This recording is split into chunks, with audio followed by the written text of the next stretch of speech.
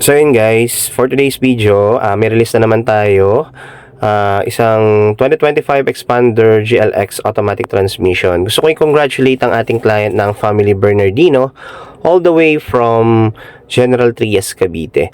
So guys, under sila ng Security Bank approval. So yan guys, pumipirma na siya ng ating mga documents. Then after naman neto, puproceed tayo sa kanyang unit and then ikutan natin para ma-check natin bago natin i-turn over kay client yung unit nila kung okay yung unit nila ngayon bago natin ilabas. So guys, yan, tara samahan nyo akong tingnan yung unit nila. So yun guys, finally, ito na yung unit ni client, nasa releasing area na.